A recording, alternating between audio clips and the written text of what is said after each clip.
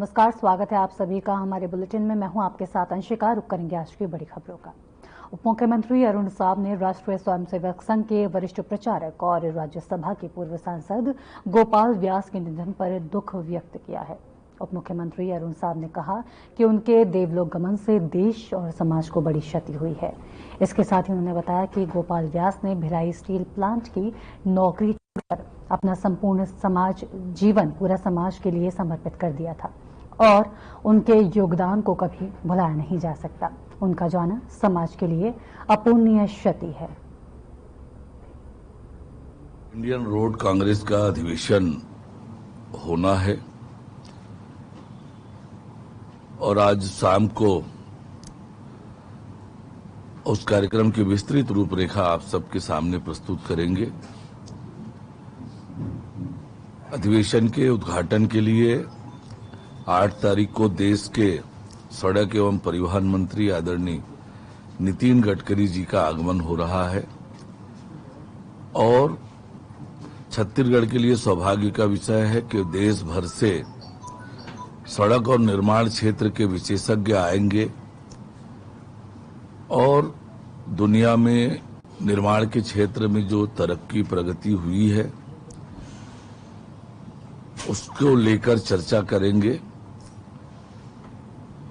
साथ ही छत्तीसगढ़ की झलक और छत्तीसगढ़ की जानकारी भी देश भर से आ रहे प्रतिनिधियों को हो, इसकी तैयारी हमने की है।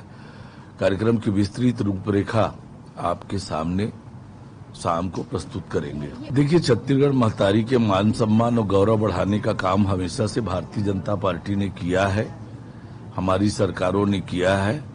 आज देश और दुनिया में छत्तीसगढ़ की जो अलग पहचान बनी है वो केवल और केवल भारतीय जनता पार्टी के कारण बनी है। जिस कांग्रेस पार्टी ने छत्तीसगढ़ को कुपोषण, भुखमरी या शिक्षा के कगार पर छोड़ रखा था, वो छत्तीसगढ़ महतारी के मान सम्मान और गौरव की बात न करे। छत्तीसगढ़ के मान सम्मान और गौरव बढ़ाने का काम हमारी सरकार विष्णुदेव साय जी के नेतृत्व में कर रही है। जिस छत्तीसगढ़ को आपने देश भर में बदनाम कराया, भ्रष्टाचार के गढ़ के रूप में, अपराध के गढ़ के रूप में, नशे के गढ़ के रूप में, और आज जिस प्रकार से छत्तीसगढ़ को दोनों हाथों से आप लोगों ने लूटा, छत्तीसगढ़ के मान सम्मान और गौरव की बात आपके मुंह से शोभा नहीं देती है।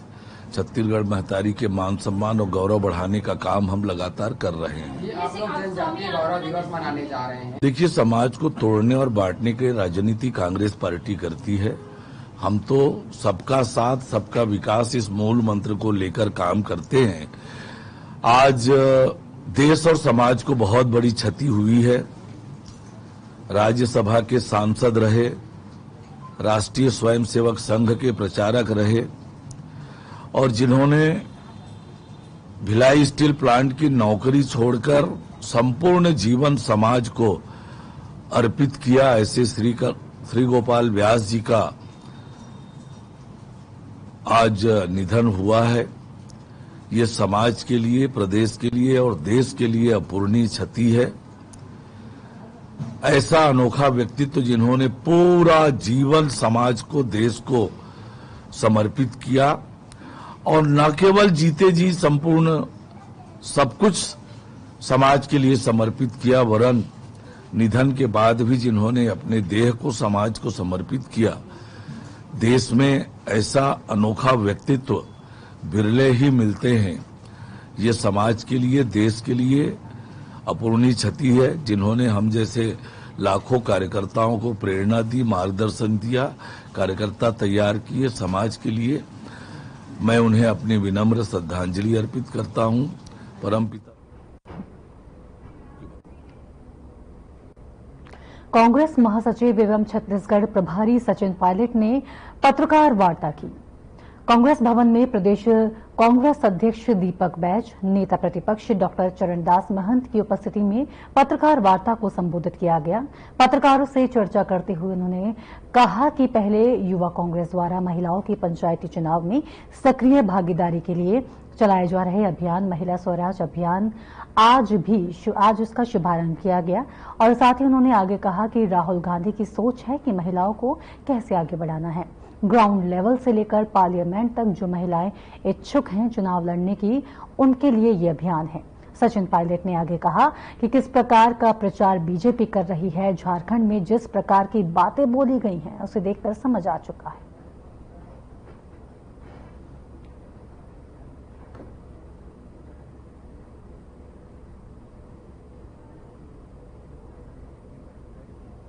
सामना जनता को करना पड़ रहा है। लॉकडाउन कोलैप्स हो चुका है, गोलियां चल रही हैं, शहरों में चल रही हैं, चाकूबाजी हो रही है, लूटपाट हो रही है। जो हुआ सत्तानी समाज के साथ जो टकराव हो रहा है, पुलिस बर्बरतापूर्ण कार्रवाई कर रही है। पूरा प्रदेश का जो संचालन करना चाहिए एक चुनी हुई सरकार को, वो करने में असमर्थ है। महंगाई आसमान छू रही है और व्यवस्था चरमरा रही है। तो कहीं ना कहीं उनकी जवाबदेही तय करने के लिए, सरकार को सचेत करने के लिए प्रदेश कांग्रेस कमेटी लगातार तत्पर रही है। दीपक बैज जी ने लंबी यात्रा निकाली, 100 किलोमीटर के लोगों को साथ जोड़ा और ये उपचुनाव बड़ा महत्वपूर्ण रहेगा। इसके परिणाम हमारे पक्ष में आएंगे और आने वाले 4 साल के बाद जो विधानसभा चुनाव है उसका भी छोटा ट्रेलर ये उपचुनाव होगा। मुझे विश्वास है कि युवाओं में लोगों की आस्था रहेगी और राज शर्मा जी वहां से अच्छे बहुमत के साथ, हालांकि पिछले कई चुनाव में भाजपा जीती है, इस बार जो संकेत मिल रहे हैं, जो फीडबैक मिल रहा है, जो चर्चा लोगों से करी है, वो सकारात्मक है, पॉजिटिव है और पूरी पार्टी हर वार्ड तक हमारे विधायक, हमारे पूर्व मंत्री, हमारे पूर्व सांसद, बड़े नेता प्रदेश के सब जिम्मेदारी लेकर एक परिवार की तरह मजबूत चुनाव लड़ रहे हैं। उम्मीद करते हैं कि परिणाम आएंगे कांग्रेस के पक्ष में। सब जानते हैं और मुझसे भी अक्सर लोग पूछते हैं कि नौजवान लोग राजनीति में कैसे आ सकते हैं। कम से कम महिलाओं के लिए कांग्रेस पार्टी की सोच है कि सिर्फ खोखले वादे नहीं करना, महिलाओं का विधायिका में और संसद में आरक्षण 10, 5, 20 साल के बाद जुम्मा देने के बजाय उनको प्रशिक्षित, शिक्षित, उनको तैयार किया जाए कि वो चुनौतियों का सामना कैसे करें। ग्राम पंचायत से लेकर पार्लियामेंट तक जो इच्छुक हैं महिलाएं, जो राजनीति में अपना वजूद कायम करना चाहते हैं, उनका एक मापदंड के माध्यम से चयन करके उनको ट्रेनिंग देकर उनको तैयार करके ताकि वो चुनाव लड़ सके और चुनाव लड़ने के बाद अगर पद पर बैठे तो सरपंच, प्रधान, प्रमुख, चेयरमैन, मेयर बनने के बाद वो क्या क्या उनकी जिम्मेदारी का अधिकार होते हैं उस तक उनको शिक्षित किया जाए और एक नई पीढ़ी को तैयार करने के लिए मुझे खुशी है कि आज छत्तीसगढ़ के अंदर इस अभियान को उन्होंने चालू किया है। पूरे प्रदेश के अंदर हमारे सभी संगठन मिलकर इस अभियान को कामयाब रखेगा। मैं उम्मीद करता हूँ कि छत्तीसगढ़ में अनेकों ऐसी महिलाएं, हजारों लाखों ऐसी महिलाएं मिलेंगी हमें जो आगे बढ़कर राजनीतिक चुनौतियों का सामना करेंगे और सफलतापूर्वक अपनी जिम्मेदारी का निर्वहन करेंगे। ऊर्जा जी, आपकी सभी टीम को शुभकामना देता हूँ और मैं धन्यवाद देना चाहता हूँ चरणदास जी को, दीपक बैज जी को, सभी हमारे नेता हैं छत्तीसगढ़ के आज यहाँ मौजूद है और ये समय भी ठीक है, समय उपचुनाव का है। आज हम सब लोगों ने सभा को संबोधित किया। रायपुर दक्षिण में उपचुनाव हो रहा है, देश में 2 राज्यों में और अनेकों जगह विधानसभा और लोकसभा के उपचुनाव हो रहे हैं। मैं कल झारखंड में था और महाराष्ट्र में कैंपेन करके आया हूँ और मैं इतना कह सकता हूँ कि दोनों राज्यों के अंदर जो इंडिया गठबंधन है मजबूती से चुनाव लड़ रहा है और हम लोग बहुत आगे हैं। और जिस प्रकार का प्रचार भाजपा कर रही है, कल भी बड़े नेता, प्रधानमंत्री, रक्षा मंत्री, यूपी के मुख्यमंत्री झारखंड में थे और जिस प्रकार की बातें वो बोल रहे हैं उसको देखकर समझ में आता है कि जो झटका लोकसभा में लगा था उसी प्रकार का परिणाम इन दोनों राज्यों में आने वाला है। और जिस तरह की राजनीति हो रही है वो ऐसी नहीं जिसको लोग बहुत उसकी प्रशंसा कर सके। जिस शब्दों का प्रयोग किया जा रहा है, जो शब्दावली का उपयोग किया जा रहा है, वो एक जिम्मेदार पद पर बैठे व्यक्ति को नहीं करना चाहिए, क्योंकि बौखलाहट का एक उदाहरण है। तो दोनों राज्यों में चुनाव जीतेंगे। छत्तीसगढ़ में जो यहाँ के सांसद थे, विधायक के सांसद बन गए, दक्षिण में चुनाव हो रहा है और मुझे खुशी है कि पार्टी ने, राहुल जी ने, खड़गे साहब ने, हम सबने मिलकर निर्णय लिया और यहाँ हमारे युवा कांग्रेस के अध्यक्ष आकाश शर्मा जी को अपना उम्मीदवार बनाया है और युवाओं में उम्मीद जगी है। भारतीय जनता पार्टी ने तेरा मेरा मेरा तरह करके जो सांसद महापौर विधायक सांसद महापौर विधायक सीमित दायरे में राजनीति करी है, उससे अलग हटकर कांग्रेस पार्टी ने एक नए व्यक्ति को, नए युवा को मौका दिया है और हमने सबने कोशिश करी संगठन की मजबूत और चुनाव भी लड़ रहे हैं। हमारा प्रचार आप देख लीजिए, हम अपनी बात करते हैं, व्यक्ति विशेष पर टिप्पणी करना मैं समझता हूँ सही नहीं है और ये काम अगर भाजपा करती है तो मुबारक हो। मैं तो हमेशा मेरी पार्टी, मेरा दल, मेरी सोच, मेरी विचारधारा, कार्यप्रणाली, पृष्ठभूमि, इसके आधार पर चुनाव लड़ते चुनाव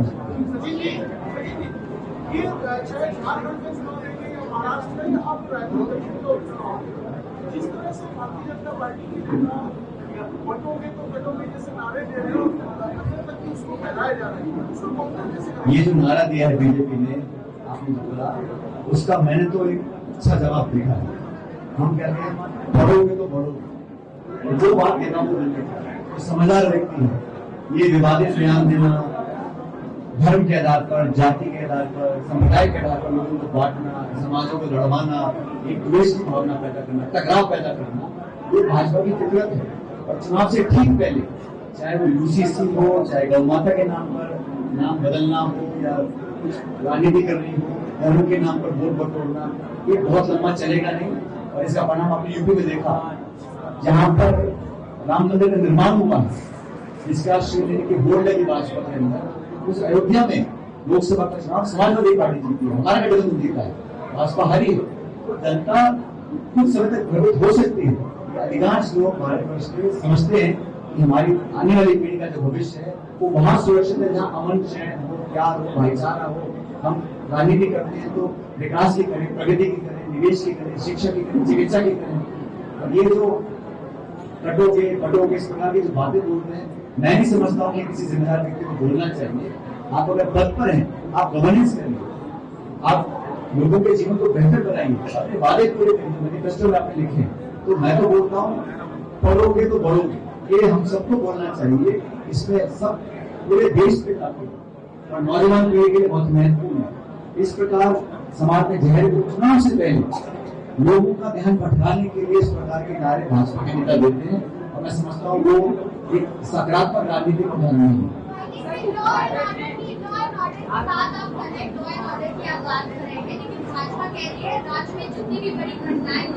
अरे पीछे वाला स्थान चलाओ ना यार।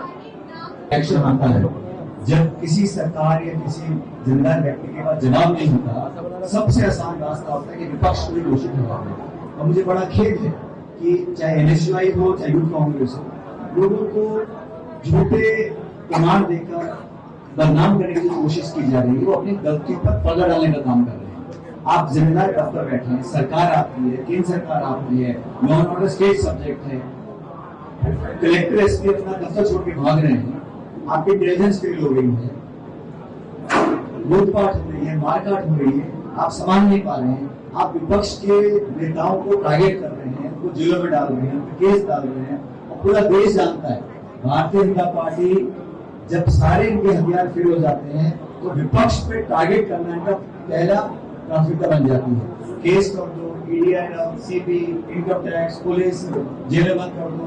दो निर्वाचित मुख्यमंत्री जेलें बंद किए, सुप्रीम कोर्ट से जाके जब आदेश आए तब जाके सरकार ने अपने हाथ नीचे करे। तो भाजपा की फितरत रही है काम बहुमत जब फेलियर हो जाए तो कांग्रेस को ब्लेम डालो। आज भी केंद्र में क्या होता है, नेहरू जी, इंदिरा जी पे, मनमोहन सिंह के लिए 2 साल पूर्ण कर रहे हैं। 10 साल सरकार आपकी है, यहाँ पे साल भर हो गया सरकार का। कांग्रेस के लोगों को टारगेट करना उनकी एक कमजोरी है और उनकी विफलताओं को दर्शाता है कि वो आप अपना काम नहीं कर पा रहे हैं, आप नोडल विकेट नहीं कर पा रहे हैं। तो कांग्रेस को ब्रेक करिए। मैं इसको सीधे से निकालता हूँ और मैं समझता हूँ हर घटनाक्रम जो हुआ है उसके लिए सिर्फ और सिर्फ भाजपा की वर्तमान सरकार जिम्मेदार। छत्तीसगढ़ में बढ़ रहे अपराधों को लेकर लगातार दोनों ही पार्टियों की तरफ से बयान जारी किए जा रहे हैं। एक तरफ जहां कांग्रेस के मीडिया प्रभारी सुशील आनंद शुक्ला का कहना है कि छत्तीसगढ़ में कानून व्यवस्था पूरी तरह से बदहाल हो चुकी है। इसके अलावा आपराधिक घटनाओं में NSUI और यूथ कांग्रेस के लोगों के नाम सामने आ रहे हैं और दूसरी तरफ कांग्रेस कानून व्यवस्था को लेकर सवाल भी खड़े कर रही है। बीजेपी के मीडिया प्रभारी अमित चिमलानी ने कहा कि बीजेपी अपराध को रोकने के लिए किसी भी तरह की कोताही नहीं बरत रही। पूरे प्रदेश की कानून व्यवस्था बदहाल हो चुकी है। आम आदमी को सुरक्षित जीवन जीने का वातावरण देने में यह सरकार विफल साबित हो चुकी है। अब महिलाएं अपने कार्यस्थल से अपने घर जाने में बहुत ज्यादा डर रही हैं। व्यापारी व्यवसाय करने में डर रहे हैं। उनका काम करने वाले जो उनके कर्मचारी हैं वो पैसों का इधर उधर ट्रांसफर करने में डरने लगे। कब किसको गोली मार दी जाए, कब किसको चाकू मार दी जाए, किसके साथ छिड़काई हो जाए, कौन अपने घर सुरक्षित पहुंचेगा, इसकी कोई गारंटी नहीं है। बेहद दुर्भाग्यजनक है कि छत्तीसगढ़ में पुलिस का इकबाल खत्म हो चुका है। सरकार नाम की कोई चीज नहीं बनी है। विपक्ष विधानसभा का घेराव कर चुकी है। विपक्ष मुख्यमंत्री निवास का घेराव कर चुकी है। विपक्ष के प्रदेश अध्यक्ष दीपक बैद जी इस मामले में सरकार का ध्यान इंगित करने के लिए पद यात्रा कर चुके हैं। 1 दर्जन से अधिक बार पूरे प्रदेश में विरोध प्रदर्शन हो चुका है। उसके बाद भी सरकार के कानों में जू नहीं दे रही है। कवर्धा से जो हत्या और आतंक का वातावरण शुरू हुआ था वह मुख्यमंत्री के निर्वाचन क्षेत्र और उनके गृह जिले जसपुर तक पहुंच गया है। उनके गृह ब्लॉक में हांसा बेल तक में एक महिला को सरेआम गोली मार के हत्या कर दी गई। इससे दुर्भाग्यजनक स्थिति छत्तीसगढ़ के लिए क्या होगी। देश के उपराष्ट्रपति जो भारतीय जनता पार्टी की पृष्ठभूमि से ही आते हैं, उन्होंने छत्तीसगढ़ में धर्मांतरण को लेकर चिंता व्यक्त की। पिछले 1 साल से लगभग 11 महीने हो गए छत्तीसगढ़ में भारतीय जनता पार्टी की सरकार है और लगभग 11 साल से देश में भारतीय जनता पार्टी की सरकार है। उसके बाद भी ये छत्तीसगढ़ में धर्मांतरण को लेके उपराष्ट्रपति चिंतित हैं, तो यह भारतीय जनता पार्टी के लिए, छत्तीसगढ़ की भारतीय जनता पार्टी की सरकार के लिए और देश की केंद्र सरकार के लिए डूब मरने वाली बात है। धर्मांतरण को लेके उपराष्ट्रपति के पहले सुप्रीम कोर्ट ने भी केंद्र सरकार को फटकार लगाया था। यदि वास्तव में देश में धर्मांतरण एक बड़ी समस्या है तो इसके बारे में पूरे देश में एक कानून क्यों नहीं बनाया जा रहा। अब उपराष्ट्रपति डबल इंजन की सरकार में आकर राज्योत्सव के मंच से मुख्यमंत्री के सामने सरकार को आईना दिखा रहे हैं, तो यह सरकार के लिए डूब मरने वाली बात है। भारतीय जनता पार्टी में बहुत ज्यादा गुटबाजी चल रही है। बहुत सारे नेता राज्योत्सव में नजर नहीं आए। ओपी चौधरी जो सुपर सीएम माने जाते हैं, उनको राज्योत्सव से दूर रखा गया क्योंकि कहीं न कहीं मुख्यमंत्री की छवि को दबाने का काम ओपी चौधरी जी कर रहे हैं अपने कार्य प्रणाली से। इसके साथ ही आप देखिए दक्षिण का उपचुनाव चल रहा है, वहां पे बृजमोहन एंड कंपनी को छोड़ दिया जाए तो कोई नजर नहीं आता है। पूरा का पूरा चुनाव सिर्फ एक खेमा लड़ रहा है। सरकार में बैठे हुए लोग तो अपने आप को अलग ही कर लिए। एक कैबिनेट मंत्री वहां प्रभारी बनाए गए हैं तो खाना पूर्ति करने के लिए दिखते हैं। तो पूरी भारतीय जनता पार्टी में इस समय गुटबाजी चल रही है। इस इलाकों में भेजा जाएगा और कांग्रेस का हर अपराध के साथ कनेक्शन सामने आता है। जो फायरिंग की आपने बात की, उसके भी जो आरोपी हैं उसके फोटो एजाज देवर जी के साथ वायरल हुए। अभी कल परसों ही कांग्रेस के एक पार्षद ने एक व्यक्ति की हत्या की है। ऐसा कभी नहीं देखा गया। जनप्रतिनिधि को जनता चुनती है सेवा के लिए, लेकिन कांग्रेस के पार्षद हत्या कर रहे हैं। एनएसयूआई के जितने लोग हैं उसमें बिलासपुर के शेरू असलम हैं, उनके वहां की जिला अध्यक्ष, वो किसानों की जमीन हड़प रहे हैं। सूरजपुर के जिला अध्यक्ष ने एक 11 साल की बच्ची और एक महिला की हत्या बेरहमी से कर दी। दानाखेड़ा में जो श्री प्रकाश मुनि साहब के ऊपर यह है कि पहले वो इस बात का जवाब देने का हिम्मत दिखाएं कि भूपेश बघेल नागपुर में क्या कर रहे हैं। वो तो पूर्व मुख्यमंत्री रहे हैं और अब तक कांग्रेस के सर्वमान्य नेता माने जाते थे। वो दक्षिण में उपचुनाव हो रहा है, पूर्व मुख्यमंत्री उस चुनाव में नहीं और पूर्व मुख्यमंत्री नागपुर में बैठे हैं। चरणदास महंत कौन है? विधानसभा में नेता प्रतिपक्ष हैं। क्या प्रचार किया उन्होंने? रायपुर में अभी कांग्रेस का जो नेता पद पर है वो कौन है?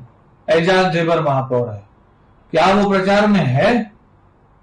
तो गुटबाजी साहब आपके कांग्रेस में है, भारतीय जनता पार्टी में तो जो काम चल रहा है उससे कांग्रेस ने खुद ही सरेंडर कर दिया है। और ये कांग्रेस के कुछ लोग मीडिया में खाली सुर्खी में बने रहने के लिए कुछ भी बयान देते रहते हैं।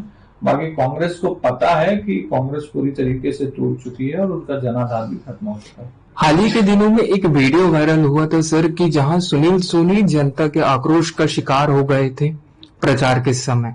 आप जनता ने कहा था कि चुनाव का बहिष्कार करो। सुनील सोनी काफी बार उनको मनाते नजर आए और उन्होंने कहा कि मेरे ऊपर विश्वास करो, लेकिन उन्हें बिना प्रचार के वहां से लौटना पड़ा था। एक वीडियो मैं आज एक वीडियो देख रहा था जो हमारे ऑफिशियल हैंडल पे भी डला है, जिसमें जनता ने आकाश शर्मा मुर्दाबाद के नारे लगाए हैं और आकाश शर्मा जो कांग्रेस के प्रत्याशी हैं उनको खदेड़ दिया गया है। ये वीडियो हमारे ऑफिशियल हैंडल पे मौजूद है, आप लोग देखना चाहें तो देख सकते हैं, जनता देख रही है।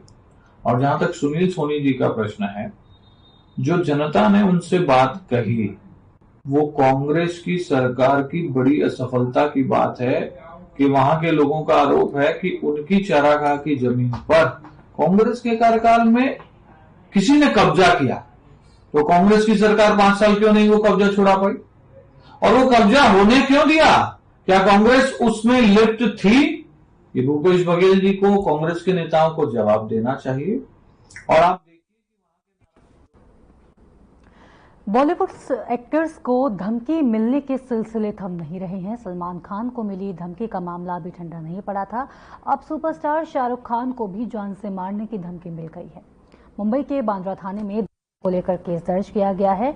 इस मामले को लेकर महाराष्ट्र पुलिस पंजारी महुआ थाना पहुंची, जहां पर धमकी देने वाले व्यक्ति को हिरासत में लिया गया, जिससे पूछताछ करने पर उसने बताया कि उसका मोबाइल कुछ दिनों पहले चोरी हो गया था, जिसकी शिकायत उसने पुलिस में दर्ज नहीं कराई थी और उसे इस मामले को लेकर जानकारी नहीं है। मिली जानकारी के अनुसार पुलिस ने उसे नोटिस देकर अभी फिलहाल के लिए छोड़ दिया है। साथ ही पुलिस तहकीकात कर रही है।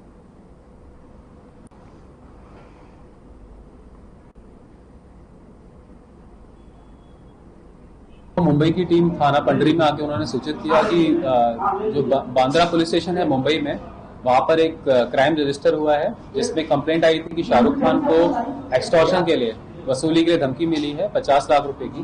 तो उस कंप्लेंट पे एक्शन लेते हुए मुंबई पुलिस ने उसके तार जोड़े थे। उसके तार रायपुर क्षेत्र में पंडरी थाना क्षेत्र के अंतर्गत फैजान खान नाम के व्यक्ति से जुड़े हैं। उनके नंबर से कॉल गई थी। अभी इसमें मुंबई पुलिस जो है इसमें नोटिस तामील करके उनसे पूछताछ करेगी। आरोपी गिरफ्तार कर लिया गया है। जैसा मैंने बोला, ये जांच का विषय जो है वो मुंबई पुलिस का है, तो मुंबई पुलिस में जांच करेगी। तो अभी जो जैसे पता लगा है कि इसमें जो प्रार्थी है वो ये बोल रहा है उसका फोन खो गया था, तो उसमें भी इस एंगल को भी मुंबई पुलिस देख रही है। आरोपी को अभी मुंबई पुलिस जो है सिर्फ नोटिस देकर के जा रही है, उनसे पूछताछ आगे मुंबई पुलिस द्वारा की जाएगी। गिरफ्तारी की कोई ऐसी सूचना रायपुर पुलिस को नहीं दी गई। और इसी के साथ इस बुलेटिन में इतना ही। फिर होगी मुलाकात, तब तक के लिए नमस्कार।